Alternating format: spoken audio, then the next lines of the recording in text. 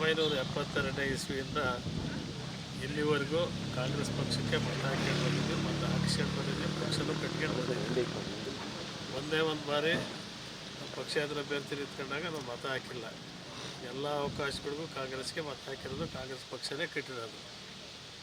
ಇಲ್ಲಿ ನಮ್ಮ ಪಕ್ಷದಾಗ ಇವತ್ತಿನ ಸಂದರ್ಭ ಏನಾಯಿತು ಅಂದರೆ, ಯಾವುದೋ ಒಂದು ಪಕ್ಷದ ಯಾವುದೋ ವ್ಯಕ್ತಿಯಿಂದ ತುಳಿಬೇಕು ಅಂತೇಳಿ ಅಲ್ಲಿರೋದನ್ನೆಲ್ಲ ಇಲ್ಲಿ ವರ್ಗಾವಣೆ ಮಾಡ್ಕೊಂಡು ಅವ್ರಿಗೆ ಅಧಿಕಾರ ಕೊಟ್ಟು ನಮ್ಮನ್ನು ಮೂಲ ಗುಂಪು ಮಾಡಿದ್ದಾರೆ. ಯಾರೋ ವ್ಯಕ್ತಿ ಮನೆ ಸೇರ್ಸೋಕ್ಕೆ ನಮ್ಮನ್ನು ಮನೆ ಸೇರಿಸಿದ್ರು. 40 ವರ್ಷ ಕಾಂಗ್ರೆಸ್ ಪಕ್ಷಕ್ಕೆ ಮತ ಹಾಕಿ ಕಾಂಗ್ರೆಸ್ ಪಕ್ಷ ಕಟ್ತಾರೆ, ಮನೆ ಸೇರ್ಕೊಂಡ್ರು. ಹೊಸದಾಗಿ ಶಾಲೆಗೆ ಸೇರ್ಪಡೆ ಆದ ಹುಡುಗರಿಗೆ 100ಕ್ಕೆ ಮಾರ್ಕ್ಸ್ಕೊಟ್ಟು ಅವ್ರಿಗೆ ಮಂತ್ರಿ ಸ್ಥಾನ ಕೊಟ್ಟರು.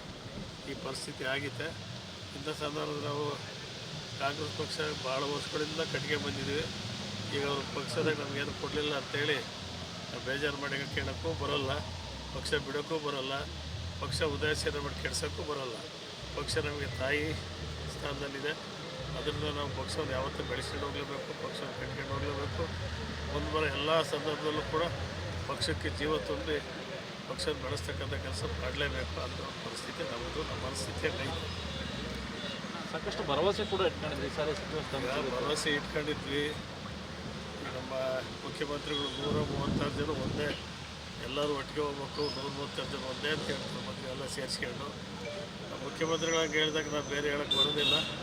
ಅವ್ರ ಜೊತೆ ನಾವು ಕೈ ಜೋಡಿಸ್ಕೊಂಡು ನಮ್ಮ ತಾಲೂಕಿಗೆ ಆಗಬೇಕಾಗಿರ್ತಕ್ಕಂಥ ಅನೇಕ ಅಭಿವೃದ್ಧಿ ಕೆಲಸಗಳು ಇದ್ದಾವೆ.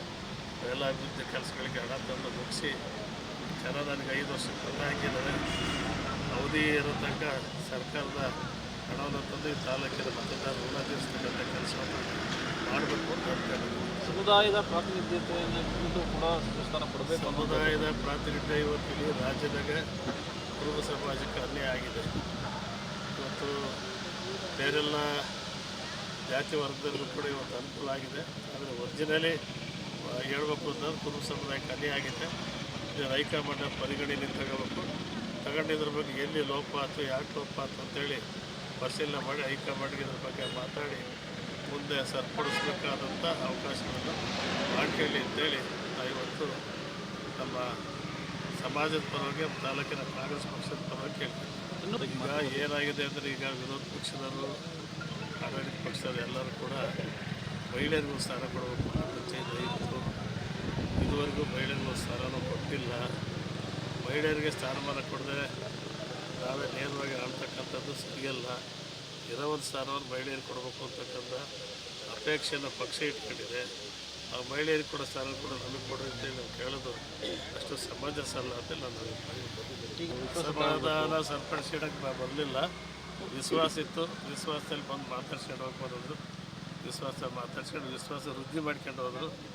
ಎಲ್ಲೂ ಲೋಪ ಆಗ್ದಂಗೆ ಇರಲಿ ಅಂತೇಳಿ, ಎಲ್ಲೋ ಒಂದು ಕಡೆ ಲೋಪ ಆಗಿತ್ತು, ಲೋಪ ಆಗ್ದಂಗೆ ಇರಲಿ, ಜಿಲ್ಲೆ ಅಭಿವೃದ್ಧಿ ಎಲ್ಲರೂ ಒಟ್ಟಿಗೆ ಕೂಡಿ ಮಾಡ್ಕೊಂಡು ಹೋಗೋಣ ಅಂತೇಳಿ ಇವತ್ತು ಬಂದು ಮಾತಾಡ್ಸ್ಕೊಂಡು ಆಶೀರ್ವಾದ ತಗೊಂಡು ಹೋದ್ರು. ಮಾರ್ಗದರ್ಶನ ಹೇಳಿದ್ವಿ. ಫಸ್ಟು ಭದ್ರಾ ನೀರು ಬಿಡಿಸ್ಬೇಕು, ಭದ್ರಾ ಮೇಲ್ದಂಡೆ ಶೀಘ್ರವಾಗಿ ಚಿತ್ರದುರ್ಗ ಜಿಲ್ಲೆಗೆ ಹರಿಸ್ಬೇಕು. ಹೊಸದುರ್ಗ ತಾಲೂಕಿನ ಕುಡಿಯೋ ನೀರು 800 ಕೋಟಿದು ಭದ್ರಾದಿಂದ ನೀರು ಬರಬೇಕು, ಅದನ್ನು ತರಬೇಕು. ಆಮೇಲೆ ವೇದಾವತಿ ನದಿ ಒಣಗಿದೆ, ವೇದಾವತಿ ನದಿಗೆ ನೀರು ಬಿಡಿಸ್ಬೇಕು.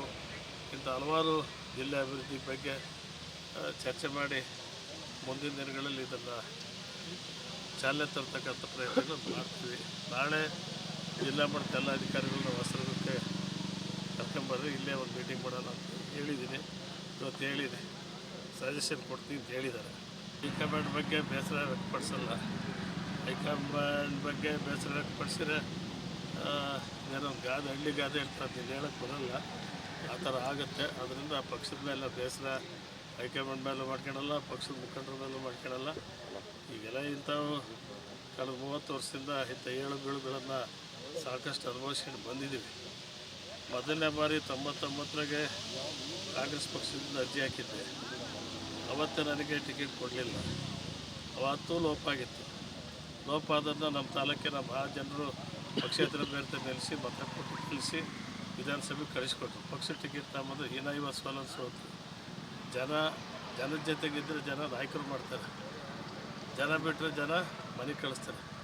ಪಕ್ಷದ ಲೀಡ್ರುಗಳು ಪಕ್ಷದ ಇದನ್ನು ವ್ಯವಸ್ಥೆ ನಂಬ್ಕೊಂಡು ಅವ್ರು ಹೋಗೋರಲ್ಲ. ಎಷ್ಟೊತ್ತಿದ್ರು ಜನನಾಯಕ ಅಂದರೆ ಜನನಾಯಕ ಅಂದರೆ ಜನಗಳಿಂದ ನಾಯಕ ಆಗಿರೋದು, ಲೀಡ್ರಿಂದ ನಾನು ನಾಯಕ ಆಗಿಲ್ಲ. ಲೀಡು ಕೂಡ ನಾಯಕತ್ವನೂ ಬೇಡ, ಜನ ಕೂಡ ನಾಯಕತ್ವ ಬೇಕು. ಜನ ಕೂಡ ನಾಯಕತ್ವ ಜೊತೆಗಿದ್ದೀನಿ, ಜನರ ಜೊತೆಗಿರ್ತೀನಿ.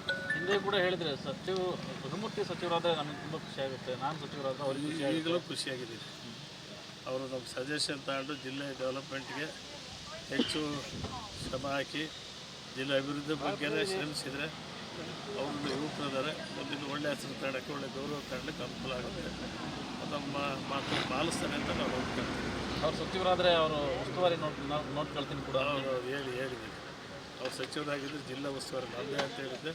ಇವತ್ತು ಅದೇ ಮಾತು ಹೇಳ್ತೀನಿ, ಅವ್ರ ಹತ್ರ ಹೇಳಿಸ್ತೀನಿ.